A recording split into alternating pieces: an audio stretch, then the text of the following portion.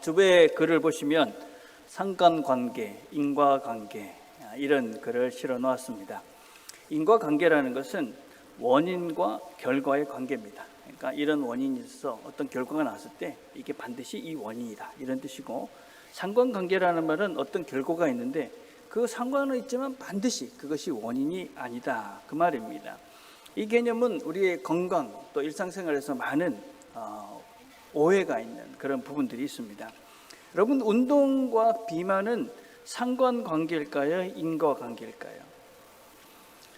비만인 사람은 운동을 안 해서 그렇다라고 확정할 수는 없습니다. 왜냐하면 비만에는 여러 수많은 원인이 있기 때문에 그렇습니다. 이렇게 말할 수는 있겠죠. 운동을 안 해서 근육량은 적어졌다. 그런데 근육량이 적어졌기 때문에 비만이 되는 것은 아닙니다. 그죠? 근육량이 적어져도 비만이 안 되는 경우가 훨씬 더 많이 있습니다. 우리가 이제 이런 것들 때문에 광고에 우리가 쉽게 현혹이 되는 것이죠. 무슨 화장품이라든지 무슨 건강식품을 하나 먹으면 바로 건강이 회복이 되거나 무슨 피부 미인이 된다. 이런 광고들이 사실은 이런 상관관계와 인과관계에 대한 구분을 헷갈리게 만드는 그런 과대 광고죠. 그렇죠? 이런 문제들은 아주 우리의 삶의 곳곳에서 많이 있습니다. 돈, 행복 어떨까요? 돈과 행복이라는 삶은 상관관계일까요? 인과관계일까요? 당연히 상관관계죠. 우리 행복한다는 것은 돈이라는 것뿐만이 아니라 여러 가지 조건이 충족돼야 행복해집니다. 근데 이 돈이 행복의 인과관계다라고 우리가 잘못 인지를 하고 있기 때문에 돈만 벌면 무조건 행복해질 거야. 근데 그렇지는 않지 않습니까? 그렇죠? 여러분, 돈과 행복이 인과관계라면 돈이 많은 모든 부자는 다 행복해야 되고 가난한 사람은 다 불행해야만 합니다. 근데 그렇지 않습니다. 신앙과 돈의 문제도 마찬가지입니다. 우리가 신앙이 좋으면 부자가 될 수도 있습니다. 왜냐하면 성실하고 정직하고 열심히 사니까 부자가 될 수도 있죠. 근데 신앙이 좋기 때문에 그 결과 부자가 된다. 아주 잘못된 생각이죠. 신앙이 좋아도 부자가 아닌 사람도 많고 부자인데 신앙이 나쁜 사람도 많기 때문에 그렇습니다. 그래서 우리가 이런 원인, 근본적인 원인과 이 주변적인 상관이 있는 것들을 잘 분별하지 않으면 우리가 인생을 살아가면서 어떤 결정을 하고 그다음에 우리의 인생의 길을 정하는 데 있어서 길을 잃어버릴 가능성이 대단히 많습니다. 여러분, 예수를 따른다는, 우리가 신앙생활을 하는 것도 마찬가지입니다. 예수를 따른다는 그 근본이 뭔가, 제대로 된 어떻게 해야, 어떤 원인, 어떤 행동을 해야 우리가 예수를 따른다는 결론에 이룰 수 있는가, 이걸 우리가 제대로 인지를 해야 하는 것입니다. 예수님께서 지금 예루살렘으로 가고 계십니다. 17절에 보니까 예수께서 길에 나가실 때 예루살렘에 가는 중이라는 겁니다. 한 사람이 달려와서 꿇어 앉아 묻자오되 선은 선생님이여 내가 무엇을 하여야 영생을 얻으리까. 오늘 우리가 읽은 성경에는 한 사람이라고 되어 있지만 이 사람은 다른 성경에 보면 부자고 또 관원이고 젊은 사람이다 이렇게 소개를 하고 있습니다. 그러니까 부자에다가 젊은 데다가 지위까지 있는 상당히 그 당시에 영향력이 있는 괜찮은 사람이었습니다. 그런데 이 사람이 지금 예수님께 나와서 어떻게 해야 영생을 얻습니까? 하고 질문을 하고 있습니다. 이 사람은 지금 영적인 갈문, 그러니까 영적인 것에 대한 관심이 아주 특별했던 사람이라고 우리가 볼 수가 있습니다. 부자인데, 젊은데, 또 관원이면 지위도 있는 사람인데 그럼에도 불구하고 이 사람은 어떻게 하면 영생을 얻을 수 있을까? 어떻게 하면 하나님 나라를 내가 누려갈 수 있을까? 이런 관심이 있었던 사람이다 하는 것입니다. 그러니까 주님께서 이렇게 말씀하십니다. 예수께서 이르시되 내가 어찌하여 나를 선하다 일컫느냐. 하나님 한 분 외에는 선한 이가 없느니라. 내가 계명을 하나니 살인하지 말라, 간음하지 말라, 도둑질하지 말라, 거짓 증언하지 말라, 속여 빼앗지 말라, 내 부모를 공경하라 하였느니라.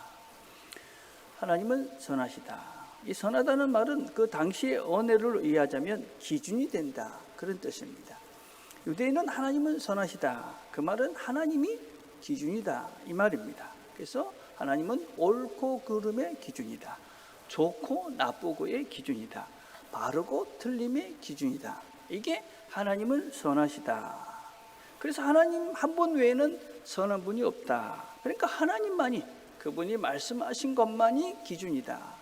그분 말씀하신 것이 선한 것이고 악한 것이고 이런 것들을 구분하는 기준이 된다. 그런 뜻입니다. 그러면서 그 기준을 뭐라고 말씀하십니까? 계명이죠. 그렇죠? 그래서 오늘 주님께서 말씀하신 이 계명들은 10계명의 두 돌판이 있습니다. 그 돌판 중에 한쪽, 사람과의 관계들 속에서 있는 그 말씀들을 지금 말씀하고 계시는 겁니다. 살인하지 말라, 간음하지 말라, 도둑질하지 말라, 거짓말하지 말라, 속여서 남의 것을 빼앗지 말라, 부모를 공경하라. 이것이 선한 것이다. 이것이 기준이다. 이것이 좋은 것이다. 이것이 나쁜 것이다.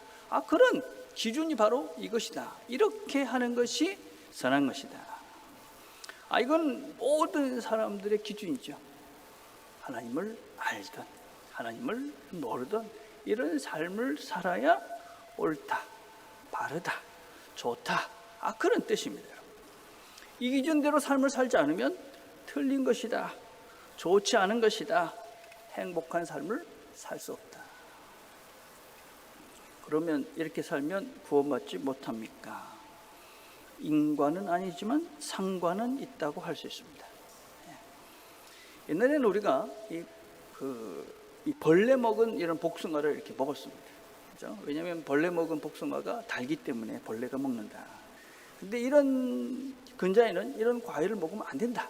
그렇게 이야기합니다. 왜냐하면 그 벌레를 먹었다는 것은 이미 그 안에 곰팡이가 다 가득 차 있는 것이기 때문에 그 과일을 먹으면 그 안 좋은 곰팡이, 안 좋은 그런 세균들이, 박테리아가 우리 장내에 들어가서 우리의 장을 상하게 만들어서 결국은 우리의 건강을 해치게 된다. 그래서 상한 과일은 먹지 마라. 그렇게 이야기합니다. 여러분, 우리가 상한 과일을 먹는다고 해서 당장 죽지 않습니다. 그렇죠? 그렇지만 어떻게 됩니까? 점점 건강을 잃을 가능성이 많아지는 것이죠. 다른 모든 것들도 그렇지 않습니까? 그렇죠? 거짓말하고 사람들을 미워하고 욕심을 부리고 이러면 당장 무슨 일이 생기지는 않습니다. 그러나 이런 삶을 살면 점점 황폐해집니다. 나쁜 삶을 사는 것이죠. 틀린 삶을 사는 것이죠. 악한 인생이 되는 것이죠. 결국 하나님이 없는 인생이 되고 결국 하나님을 떠나게 된다. 하나님께서 우리에게 주신 기준, 이건 우리의 삶에 선하고 좋고 바른 것의 그런 근본이다 하는 것입니다. 그러니까 젊은 관원이 이렇게 얘기합니다. 그가 여쭤오되 선생님이여, 이것은 내가 어려서부터 다 지켰나이다. 여러분, 대단한 분입니다. 이런 계명을 다 지켰습니다. 이런 사람들이 많지 못하죠. 그죠? 이분은 바르게 살려고 애를 쓰고 계명을 지키면서 산 정말 훌륭한 사람이라고 할 수 있습니다. 그런데 이 사람은 뭔가 그렇게 계명을 다 지켰는데도 불구하고 내가 뭔가 부족한 무엇이 있다고 본인이 깨달은 것입니다. 그래서 주님께 물어본 것이죠. 내가 다 지켰는데도 불구하고 뭔가 부족한 게 있는 것 같습니다. 그게 뭡니까? 얼마 전에 젊은 부부들과 식사를 하는데 이런 질문을 했다고 하더라고요. 주일에 동창회가 있는데 그곳에 주일날 갔다가 나중에 영상으로 예배드리면 안 되냐, 이런 거를 이제 부부간에 여러 가지 토론을 하고 이야기를 했다. 그런 얘기를 들었습니다. 어떻게 하면 좋겠느냐, 이런 고민, 이런 질문을 하셔야 합니다. 어떻게 하든지 우리의 삶의 현장 속에서 어떻게 말씀대로 살 수 있을까, 그런 애씀이죠. 그런 실제적인 질문들을 하고 어떤 게 하나님이 원하시는 걸까, 이런 답들을 우리가 찾아가야 되는 거죠. 좋은 질문을 하신 것입니다. 자, 그래서 이 부자 청년이 어떻게 하면 영생을 얻습니까? 그렇게 물어보니까 주님께서 이렇게 말씀하십니다. 예수께서 그를 보시고 사랑하사 이르시되 내게 아직도 한 가지 부족한 것이 있으니 한 가지 부족한 것. 그걸 이 청년도 알고 있었던 것이죠. 가서 내게 있는 것을 다 팔아 가난한 자들에게 주라. 그리하면 하늘에서 보화가 내게 있으리라. 그리고 와서 나를 따르라. 그를 사랑하사 내게 부족한 것이 한 가지가 있으니 다 팔아서 가난한 사람들한테 주고 나를 따르라. 예수님을 따르려면 그런 모든 재산을 따라야 되는가, 팔아야 되는가, 그 말씀을 하시는 것이 아니지요. 여러분, 이 사람은 영생, 하나님의 나라에 대한 깊은 관심이 있는 사람입니다. 그런데 그 관심과 그 열심에 걸림이 되는 것이 있다, 그렇게 말씀하시는 것이죠. 그게 뭐냐? 너의 물질이다. 네가 가지고 있는 그 많은 물질이 바로 그 하나님 나라, 그 영생을 누리는데 걸림돌이 되고 있다. 초대교회 성도들의 사도행전을 보면 성도들이 성령의 충만함을 받고 자신의 재물을 팔아서 이런 교회에 헌금을 했습니다. 어떻게 했느냐면 사도행전 4장 35절에 보면 사도들의 발 앞에 두매 그들이 각 사람의 필요를 따라 나누어 줍니다. 그가 밭에 있음에 팔아 그 값을 가지고 사도들의 발 앞에 두니라. 사도들의 발 아래 뒀다. 여러분, 사도들에게 여기 있습니다 이렇게 갖다 준 게 아니라 그 발 아래 두었다, 이렇게 얘기합니다. 재물의 위치를 보여주고 있는 것이죠. 재물의 위치가 어디냐? 재물은 우리가 하나님이 우리 가장 높은 데 계시고, 그리고 우리를 통하고 사람이 있고 그 밑에 물질이 있는 것이죠. 그래서 하나님의 그런 컨트롤을 받는 이 사람이, 하나님을 모시고 사는 그 사람들이 그 사람을 통해서 물질을 사용하라고 그렇게 주어진 것이 재물이죠. 그렇죠? 이 순수가 틀리면 안 되는 것이죠. 근데 어떤 사람들은 그 물질이 위에 있는 것이죠. 그 물질에 조종을 받는 것이죠. 물질은 비인격적 존재니까 그 통제를 받으니까 비인격적인 존재가 되는 것이죠. 특별히 이 물질은 만몬입니다. 마태복음 6장 24절에 보면 한 사람이 두 주인을 섬기지 못할 것이니 혹 이를 미워하고 저를 사랑하거나 혹 이를 중히 여기고 저를 경히 여기리라. 너희가 하나님과 재물을 겸하여 섬기지 못하느니라. 원어에는 you can not serve God and mammon. 그래서 만몬 신을 너희들이 섬길 수 없다. 하나님과 만몬 신을 동시에 섬길 수는 없다. 이 만몬은 쾌락과 탐욕의 신입니다. 부를 가져다 주는 신을 이야기합니다. 그 만몬이 내 머리 위에서 나를 조종하고 나를 컨트롤하니까 나는 비인격적 존재가 되고 점점점 더 욕심이 많아지게 되어지고 욕심으로 탐욕과 욕망의 덩어리가 되는 것이죠. 어떻게 됩니까? 욕심이 잉태하여 죄를 낳고 결국 그 죄가 우리를 사망에 이르게 하는 것이죠. 우리에게 있어서 물질의 위치가 어딘지를 재확인해 보셔야 됩니다. 이 청년은 영생에 대해서, 하나님의 나라에 대해서 깊은 관심이 있었지만 그는 그 물질의 위치가 하나님보다 먼저, 하나님이 아닌 물질을 자기 삶의 가장 우선순위, 가장 높은 곳에 두었기에 주님을 따르지를 못합니다. C.S. 루이스라는 분이 이런 말을 했습니다. 우리가 하나님께 초점을 맞추고 있을 때만이 그리스도인이다. 우리가 초점을 하나님께만 집중하고 있어요. 그때만 그리스도인이다. 누구나 마찬가지입니다. 목사인 저도 하나님께 집중하지 않는 그 순간, 눈이 하나님 아닌 다른 곳에 가는 순간, 그곳은 바로 만몬신, 물질의 신, 재물의 신, 탐욕과 욕심으로 얼룩진 그곳에 우리의 마음을 빼앗겨 하나님이 아닌 다른 것을 섬길 수밖에 없는 존재가 됩니다. 하나님께 초점을 맞추지 않고 그 하나님을 바라보지 않은 우리는 만몬신을 섬길 수밖에 없다. 우리가 만몬과 하나님은 겸하여 섬길 수가 없다. 여러분, 이 부자 청년은 열심히 있었던 사람입니다. 그리고 하나님께서 좋은 재물을 선물로 주셨습니다. 그런데 하나님께서 주신 그 좋은 것이 그 하나님을 섬기는데, 하나님을 따라가는데 걸림돌이 되어져 버리고 맙니다. 이 청년은 지금 영생을 어떻게 얻을 수 있습니까? 그 영생이신 그분 앞에 그분이 자신을 보여주며 자신을 따라오면 그 하나님 나라가, 그 영생을 네가 누릴 수 있다 하시는데, 재물이 많아서 그 영생을 놓치고 맙니다. 여러분, 하나님께서 우리에게 주신 좋은 것들이 참 많이 있습니다. 재물을 주신 분이 계십니다. 어떤 사람은 탁월한 지능일 수도 있습니다. 어떤 사람은 정말 똑똑한 자녀일 수도 있습니다. 어떤 사람에게는 특별한 재능일 수도 있습니다. 그런데 그 위치를 제대로 선정하지 못하면, 그것이 우리의 삶에 있어서 제일 우선순위에 가는 순간, 그것이 바로 저주가 되어져 버립니다.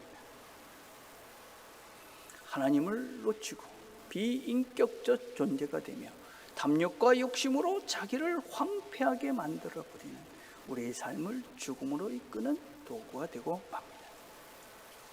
오늘 우리가 읽은 본문 앞에는 이렇게 말씀하고 있습니다. 내가 진실로 너에게 이르노니 누구든지 하나님의 나라를 어린아이와 같이 받들지 않는 자는 결탄코 그곳에 들어가지 못하리라. 어린아이와 같이 순전한 마음으로 하나님을 바라보고 하나님을 의지하지 않으면 결코 그곳에 들어갈 수가 없다. 그럼 무엇을 바라보고 오늘을 살아가고 계십니까? 하나님께 우리의 관심을 집중하고 우리의 눈을 집중하고 있는가? 여러분, 우리가 하나님을 바라보며 사는 자들의 삶은 달라질 수밖에 없습니다. 내가 하나님을 바라보고 있다, 하나님께 초점을 맞추고 있다, 그것은 내 삶의 실제 속에서 달라지는 나를 발견하고 달라지려는 나를 발견할 수밖에 없습니다. 미운 오리 새끼 이야기를 여러분 잘 아시죠? 그렇죠? 미운 오리 새끼가 있었습니다. 이 미운 오리 새끼는 다른 오리들과 달랐습니다. 미운 오리 새끼는 걸음걸이가 달랐습니다. 그래서 이 미운 오리 새끼는 다른 오리들처럼 찌뚱찌뚱 걸으려면 엄청 애를 썼습니다. 맨날 그 오리들이 너는 이상하게 생겼다고 손가락질을 당하며 살았습니다. 근데 어느 날 하늘에서 멋진 백조가 이 오리들 가운데 내려와 앉았습니다. 그리고 이 미운 오리 새끼한테 이렇게 말합니다. 너는 왜 여기 있느냐? 너는 오리가 아니고 백조야, 백조. 미운 오리 새끼는 백조였습니다. 멋진 그 백조를 보는 순간 미운 오리 새끼는 내가 누군지, 자신이 백조인 것을 깨달은 것입니다. 이 새끼 백조는 더 이상 오리 흉내를 내지 않습니다. 힘들지만 그동안 날개짓을 하지 않고 구부려졌던 그 날개짓을 하면서 애를 쓸 것입니다. 하늘을 나르려는 꿈을 가지고 이제는 다른 삶을 꿈꾸면서 이 백조는 새로운 인생을 살 것입니다. 우리가 하나님을 바라본다는 것은 내가 이렇게 살 존재가 아니다 하는 것을 깨닫는 것입니다. 내가 이 재물에 매여서, 내가 내 이기심에 매여져서, 내가 겨우 이런 감정 하나를 컨트롤하지 못해서 욕심에, 미움에, 교만함에 그렇게 헝클어져 있는 이 모습을 보면서 나는 그런 존재가 아니다. 세상의 사람들이 뒤뚱거리면서 살아가는 그 모습을 보면서 그것에 내가 따라가려고 더 이상 애를 쓰지 않습니다. 하나님이 보여주신 그 아름다운 삶을 보면서 그래, 나는 저런 삶을 사는 존재야. 그래서 우리는 새로운 나를 꿈꾸는 것이지, 그렇게 욕심과 거짓과 탐욕과 그래서 자신을 해치는 황폐한 인생이 아니라 하나님이 놓으신 넓고 크고 풍성한 평화의 삶들을 우리가 꿈꾸는 것이죠. 예수님께서 그를 보시고 사랑하사 네게 있는 것을 다 팔아 가난한 자들에게 주라. 그리고 와서 나를 따르라. 이렇게 말씀하십니다. 주님께서 사랑하셔서 그에게 뭐라고 얘기하냐면 팔아서 주고 나를 따르라. 여러분, 신앙이라는 것은 실제이죠. 예수를 따르는 삶을 이야기합니다. 구체적인 행동이 있어야 한다는 것입니다. 여러분, 하나님을 안다는 것이 그냥 행동이 따르지 않으면 관념이 됩니다. 머릿속에 막연한 뭔지 모르는 그냥 뜬구름 잡는 소리가 되는 것이죠. 여러분, 하나님을 안다는 것은, 하나님을 따른다는 것은 추상적인 개념만이 아닙니다.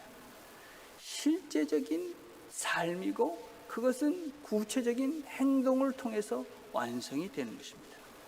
여러분의 삶의 현장에서 하나님을 따른다는 실제가 존재하지 않는다면 그건 하나님을 아는 것도 따르는 것도 아닙니다.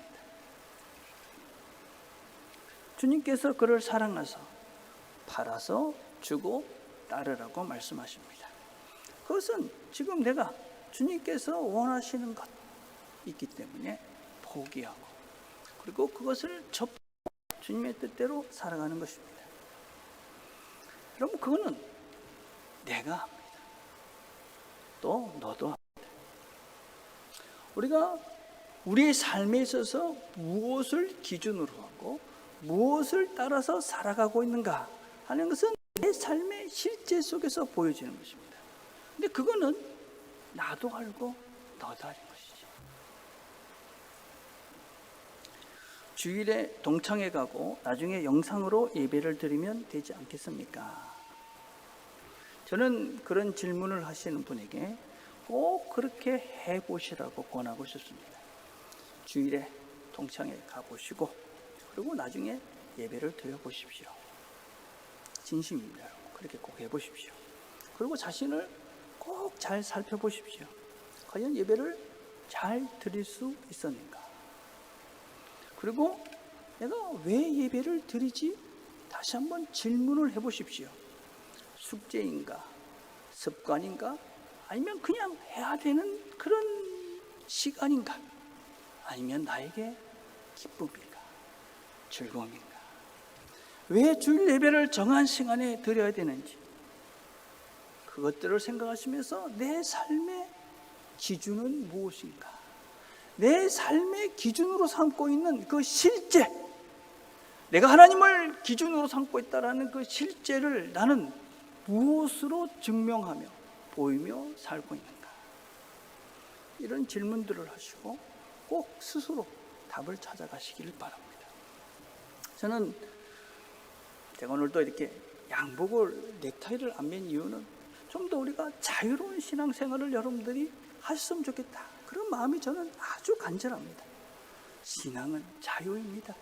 그렇죠? 우리가 하나님께서 주신 이 풍성한 삶을 자유롭게 좀 누리십시오. 그게 저의 간절한 바람입니다. 억지로, 강제로, 무서워서, 두려워서 이 자리에 앉아있는 것이 아니라 야, 하나님께 가는 게 참 좋다. 예배하는 게 참 즐겁다. 그래서 내가 이 자리에 온다. 그래서 자유와 기쁨으로 이 걸음들을 걸어가시기를 정말 저는 간절히 원합니다.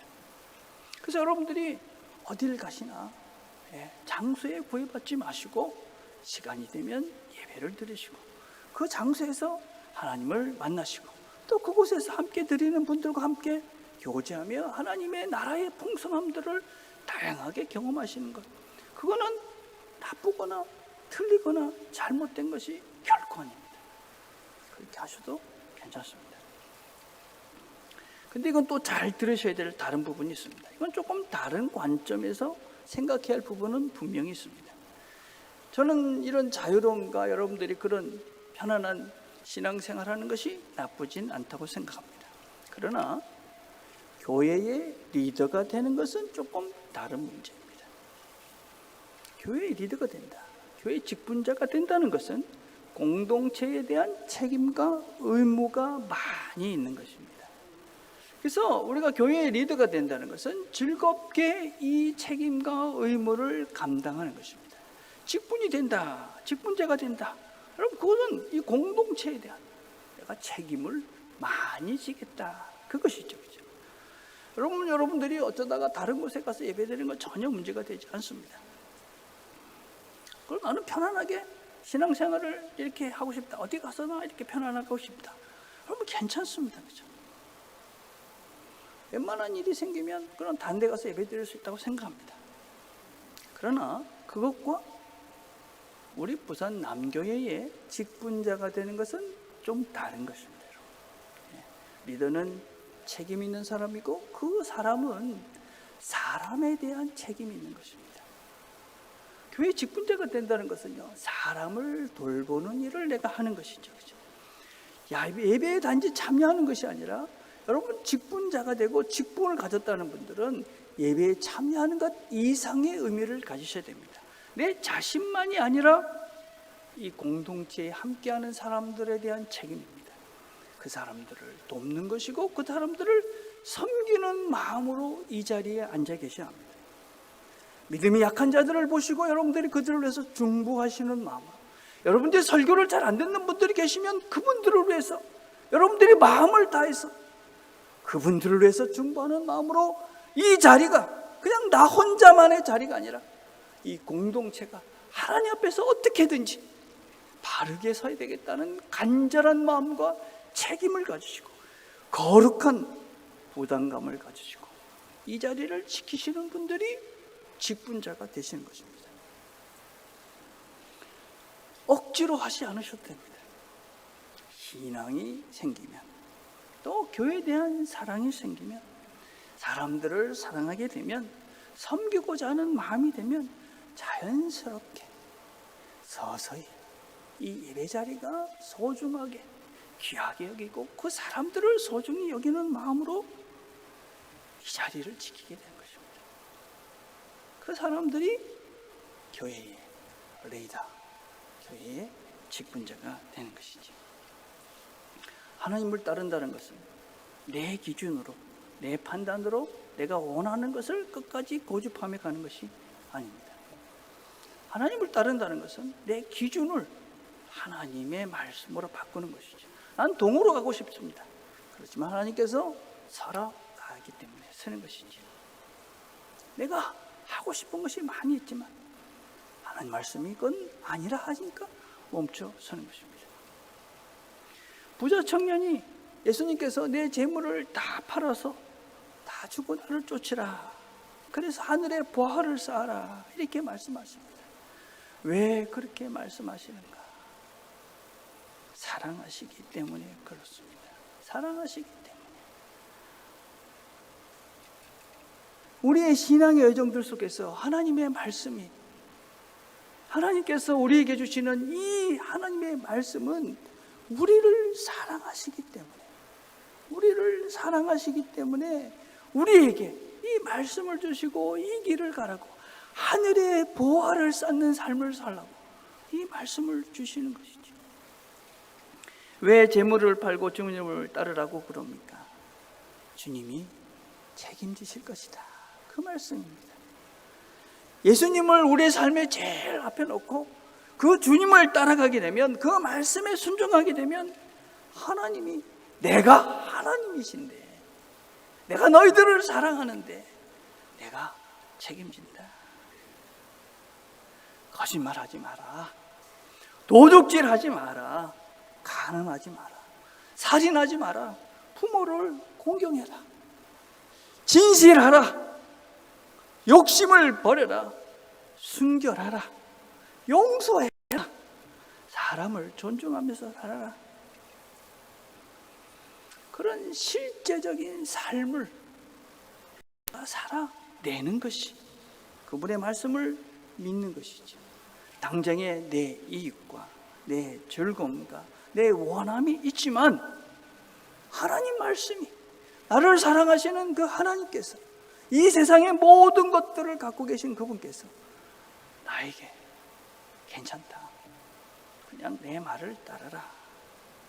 그러니까 하나님의 말씀에 따라 행동하는 것입니다.